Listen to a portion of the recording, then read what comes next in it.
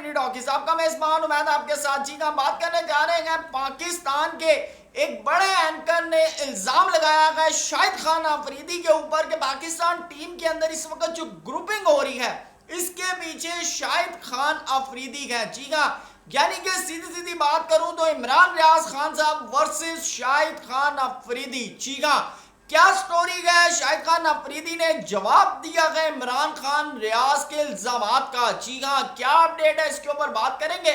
साथ साथ बात करेंगे यूनुस खान ने बाबर आजम की जगह पाकिस्तान टीम के एक नए कप्तान का नाम ले दिया है। जी हाँ, ना ही वो रिजवान है ना ही वो शाहीन है। बोलो बोलो कौन है वो भी आपको चल के बताएंगे।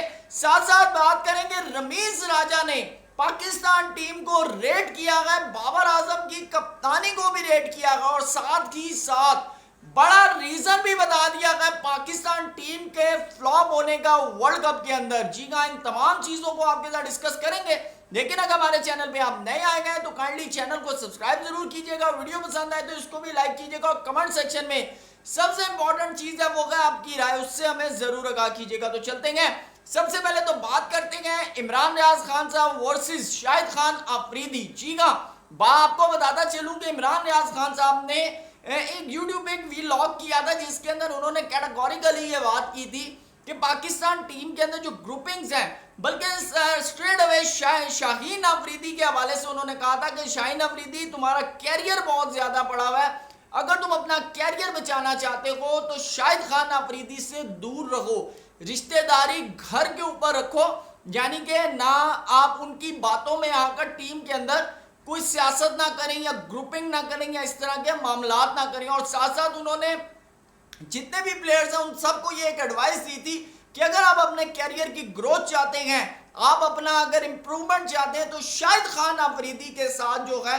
ताल्लुकात बिल्कुल ना रखें, इनसे बिल्कुल अलहदा रहें। और साथ साथ ये भी कहा था कि शाहिद खान अफरीदी को पाकिस्तान की क्रिकेट से अलहदा कर देना चाहिए। तो मेरे ख्याल से इमरान रियाज खान साहब शायद कुछ ज्यादा बोल गए हैं, ठीक है ना। मैं देखें इसमें ना स्टेप वाइज बात करूंगा एक न्यूट्रल वर्जन के साथ।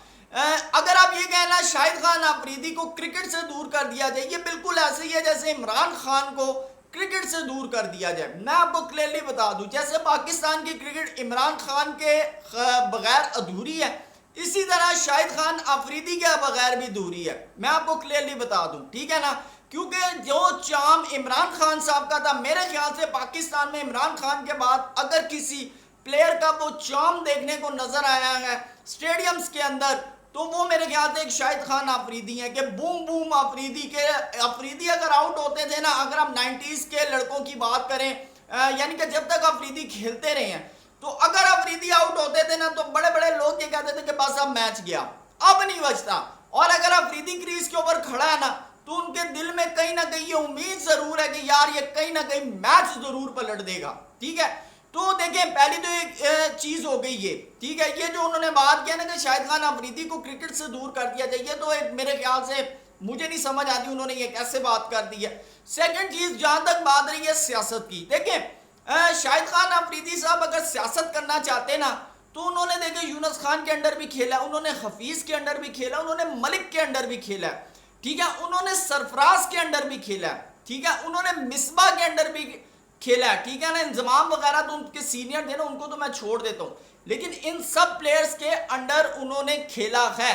अगर उनको अगर ये कप्तानी की पॉलिटिक्स और अगर इन तमाम चीजों में वो इन्वॉल्व होते ना, तो मैं आपको क्लियरली बात करूं कि वो कभी भी इन प्लेयर्स के अंडर ना खेलते, कभी भी नहीं खेलते भाई, ये मैं आपको क्लियरली बता दूं। मिसबा के अंडर उन्होंने इतना टाइम क्रिकेट खेली है, हालांकि शाहिद खान अफरीदी मिसबा से पुराने प्लेयर हैं, ठीक है, मिसबा से पुराने प्लेयर हैं, मिसबा से बड़ा नाम है, ठीक है। तो देखिए ये जो चीजें हैं ना कि आप किसी को डायरेक्ट हिट कर दें, मेरे ख्याल से मुझे ये चीज समझ नहीं आती। लेकिन एक और चीज आपको बताता चलूं कि उन्होंने कहा कि जी ये जो है सारी पॉलिटिक्स के अंदर शाहिद खान अफरीदी हैं। अब मैं शाहिद खान अफरीदी का वर्जन भी जो है ना वो रखूंगा, पहले मैं जो उन्होंने जो बात की है मैं उसको जरा कर लूं। दूसरी बात शाहीन अफरीदी के हवाले से कि जी उनकी कप्तानी, अब मैं आज देख रहा था सोशल मीडिया पे काफी ये बात हो रही थी कि शाहीन अफरीदी को जो है ना ये यानी कि शाहिद अफरीदी कह रहे थे कि जी बाबर आजम को शाहीन अफरीदी की तरफदारी करनी चाहिए थी, उन्हें ये नहीं कहना चाहिए था कि जी देखें जी शाहीन अगर क्या कहते हैं उतर गया तो बाबर को उसकी सपोर्ट नहीं करनी, बाबर को सपोर्ट करनी चाहिए थी। देखिए मैं आपको एक चीज बताऊं, हम जितने भी हैं ना, we are a human being, हम इंसान हैं। तो आप अपने ऊपर रख के देखें कि अगर आपको कोई ओहदा फॉर द टाइम बिंग कहा जाए कि यार आपके पास ये अगले 5 साल है, ठीक है, आप एक हफ्ता 15 दिन उसकी प्लानिंग करते हैं सारी चीजें कि यार मैंने इसको 5 साल कैसे लेके चलना है। 20 दिन के बाद मैं कहता हूं नहीं यार आप नहीं है, आपकी जगह ये बंदा है। आप जस्ट इमेजिन करें कि आप रात को सोए, सुबह उठ के आप अपनी सीट पे बैठने के लिए तैयार हो, आप जाकर सीट पे बैठे तो जो प्यून है ना वो कहे सर सॉरी आपका ये रूम नहीं है, आपका डिमोशन हो गया। आप अपने ऊपर सोचें आपके ऊपर क्या बीतेगी, ठीक है। कमेंट सेक्शन में आपने मुझे अपनी राय से जरूर बताना है कि आपके ऊपर क्या बीतेगी और आप क्या फील करेंगे, ठीक है। ये एक ह्यूमन बिहेवियर है। बाकी जहां तक बात है ग्रुपिंग की, देखें ग्रुप्स हमेशा से टीम के अंदर इंक्लूड होते हैं। वो कप्तान उन्हें पसंद करें, वो कप्तान को पसंद करें ना करें, टीम नाम ही इसी का। आप कहीं पर ऑफिशियल भी जॉब करते हैं तो वहां पर कोई 2 लड़के ऐसे होते हैं या 2 लोग ऐसे होते हैं जिनके आपस में बॉन्डिंग होती है, बाकी 8 की नहीं होती, ठीक है। ये जो छोटे छोटे ग्रुप्स होते हैं ना ये हमेशा हर जगह एग्जिस्ट करते हैं, लेकिन कप्तान का काम होता है उन ग्रुप्स को साथ लेकर चलना। इस बात को बाबर आजम ने अपने पॉडकास्ट के अंदर बकायदा जो है लेबरेट किया, बताया है कि भाई हमारी टीम में ग्रुप्स हैं, मुझे पता है, मुझे उनके मिजाज का, उनकी चीजों का ध्यान रखना पड़ता है, ठीक है ना। तो ये मैं आपको क्लियरली बता दूं। तो ये तो हो गई जी इमरान रियाज खान साहब का जो उन्होंने वर्जन था वो मैंने आपको क्लियर कर दिया। अब आते हैं शाहिद खान अफरीदी साहब की तरफ से।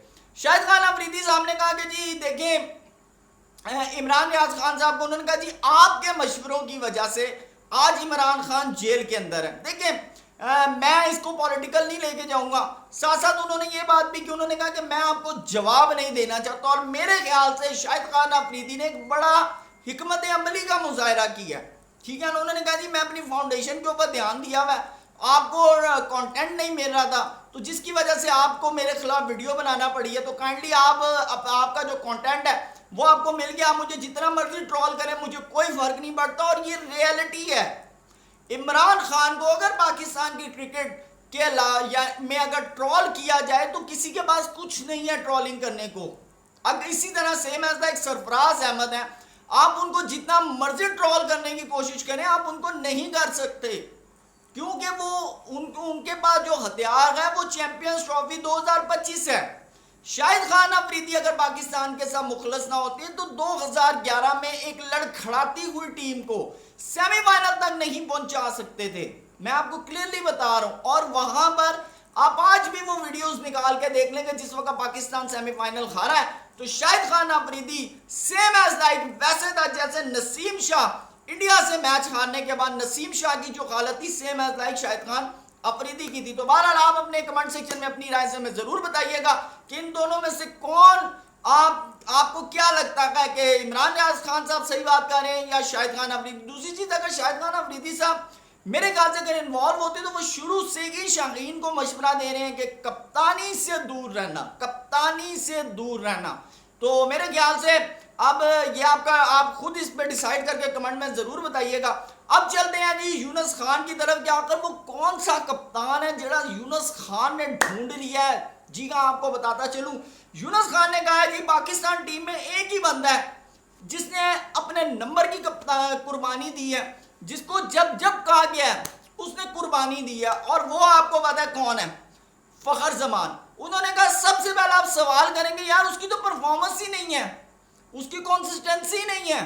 उन्होंने कहा चैलेंज है 2023 वर्ल्ड कप के अंदर इंडिया के अंदर आप लोगों की उम्मीदें खत्म हो गई थी टीम से, आपको उम्मीद किसने दिलाई, फखर जमान की बल्लेबाजी ने न्यूजीलैंड में 400 का टारगेट, आप रन रेट से जीते किसकी वजह से, फखर जमान की वजह से। उन्होंने कहा अपने ओपनिंग नंबर की कुर्बानी किसने दी, फखर जमान ने। उन्होंने कहा कि 6ठे नंबर पे खेलना पड़ा वहां खेला, 5वें पे खेलना पड़ा वहां खेला, 4थे पे खेलना पड़ा वहां खेला। तो उन्होंने कहा क्यों नहीं है हकदार फखर जमान। उन्होंने कहा फखर जमान आपका सूटेबल कैंडिडेट है वनडे और T20 की कैप्टेंसी के लिए, आजमा कर देखें आप। तो मेरे ख्याल से अब इसके ऊपर मोहसिन नकवी साहब क्या फैसला करते हैं। उन्होंने तो यानी कि रिजवान को भी आउट कर दिया, शाहीन को भी आउट कर दिया है, ठीक है। मैं मेरे माइंड में था इमाद वसीम को शायद देंगे, इमाद वसीम को भी साइड में कर दिया, शताब का तो सोचना भी ना, मैं आपको बता दूं। उन्होंने जी फखर जमान को दे दिया, उन्होंने ये कहा है, मिलनी की कहा है। तो अब देखते हैं इसके ऊपर पीसीबी चेयरमैन क्या कहते हैं। बहरहाल आप भी कमेंट में हमें जरूर बताइएगा कि क्या फखर जमान पाकिस्तान टीम की कप्तानी कर सकते हैं ओडीआई और टी20 में। अगले साल चैंपियंस ट्रॉफी 2025 भी है, तो आपने जरूर बताना है। तो अब चलते हैं जी रमीज राजा साहब की तरफ। जी हाँ, रमीज राजा साहब से सबसे पहले सवाल किया गया पाकिस्तान टीम की बैटिंग को क्या आप 10 में से क्या रेट करते हैं, तो उन्होंने क्लियरली तौर के ऊपर कहा 2। फिर उनसे बॉलिंग के हवाले से पूछा गया तो उन्होंने कहा 6। जब उनसे बाबर आजम की कप्तानी के हवाले से पूछा गया तो उन्होंने नंबर दिया 5। मुझे ना यहाँ पर एक बड़ी हैरानगी हुई। वो कहते हैं बाबर एक आउट क्लास कैप्टन है, ठीक है ना, सिचुएशंस को समझता है, सारी चीजें हैंडल करता है। तो राजा साहब 5 नंबर क्यों? फिर 7-8 होने चाहिए थे, फिर 7-8 नंबर होने चाहिए थे, 5 नंबर क्यों दे रहे हैं आप? अगर आप कह रहे हैं कि बाबर को एक्सपीरियंस है, बाबर तमाम सिचुएशंस को हैंडल कर रहा है, सारे मामलात को लेकर जा रहा है, अगर कप्तानी इशू नहीं है तो फिर आपको 5 नंबर आपने क्यों दिए? बॉलर्स को 1 नंबर ज्यादा क्यों दे दिया? बात है ना।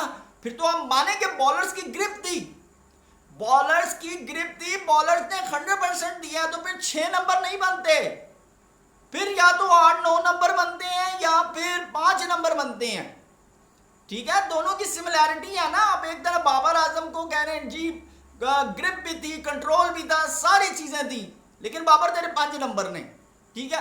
दूसरी तरफ एक बॉलिंग है उनको आप 6 नंबर दे रहे हैं और कह रहे हैं कि बस ठीक है एवरेज था, तो फिर इसका मतलब है बाबर भी एवरेज था, ठीक है। मैं बाबर आजम का क्रिटिक्स नहीं हूं, लेकिन मैं उनके बयान के ऊपर बात कर रहा हूं। अच्छा जी, उन्होंने रीजन क्या दिया? उन्होंने रीजन दिया है जी कि पाकिस्तान टीम जो हारी है ना, वो तो आपको 2 नंबर से पता चल गया, बल्लेबाजी की वजह से, लेकिन वो क्यों पेश आया? वो कहते हैं कंसेक्टिव चेंजेस की वजह से। आप जब प्लेयर्स को एक जगह पर सेटल डाउन नहीं होने देंगे, बैटिंग को सेटल डाउन नहीं होने देंगे, कभी किसी का नंबर चेंज करें, कभी किसी का नंबर चेंज करें, तो उन्होंने कहा फिर प्रॉब्लम्स आती हैं, और वो प्रॉब्लम्स फिर इतनी बड़ी हो जाती हैं कि आप टी20 वर्ल्ड कप के स्टार्ट में ही बाहर हो जाते हैं। तो उन्होंने कहा ये जो रीजंस है ना, ये कंसेक्टिव चेंजेस की वजह से हैं जो आप लोगों को फेस करनी पड़ी हैं। तो बहरहाल आपने अपनी राय से हमें जरूर बताना है। वीडियो पसंद आए तो लाइक कीजिएगा। Thank you so much. Allah Hafiz.